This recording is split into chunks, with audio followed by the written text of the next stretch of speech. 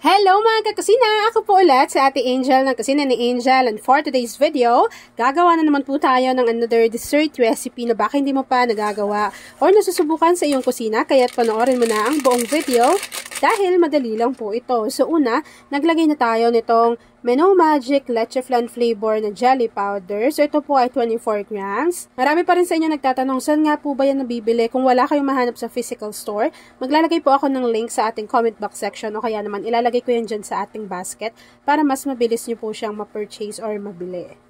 After nun, maglagay lang tayo dyan ng 3 cups of water. Siguraduhin po na naka-off pa yung apoy sa ating kalan. Kapag nailagay na natin yung ating water, tunawin lang po maigi yung ating jelly powder para po hindi lang siya namumuo sa bottom ng ating pan.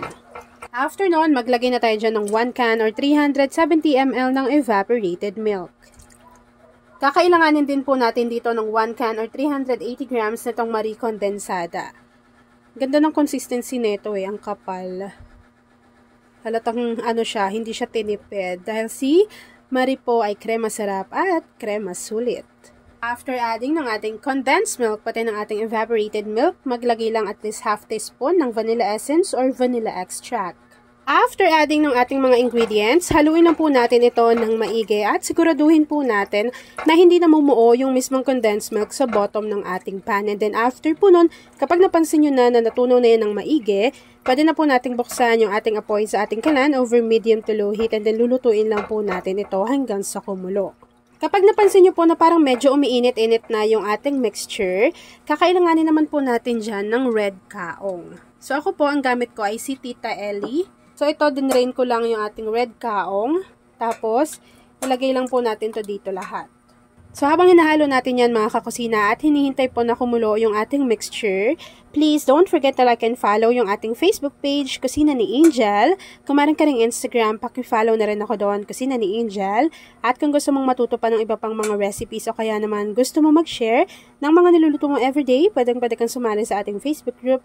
Andyan lang po yan sa ating Facebook page. At kung isa ka din sa dessert lover, say hi Angel sa ating comment box section at ilagay mo na rin dyan kung taga saan ka nanonood. So yan lang mga kakusina, hintayin ko lang tong kumulo and then after po nun, papakita ko sa inyo kung ano pa yung next procedure.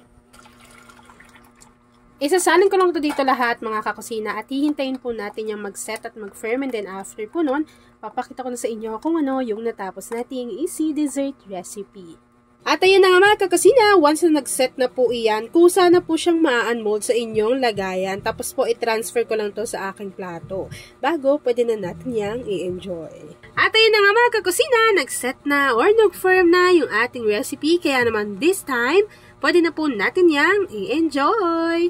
At ayun na mga kakusina, tapos na po ang ating easy dessert recipe na kaong jelly ref cake. Kung nagustuhan mo yung ating video, please like and share this video. At kung hindi ka pa nakakapag-subscribe sa aking YouTube channel na Kusina ni Angel, please click subscribe button, click mo na yung notification bell, click all para lagi kang updated sa bawat ina-upload kong mga videos. At pakishare ng ating video, lalo na kung isa ka sa dessert lover.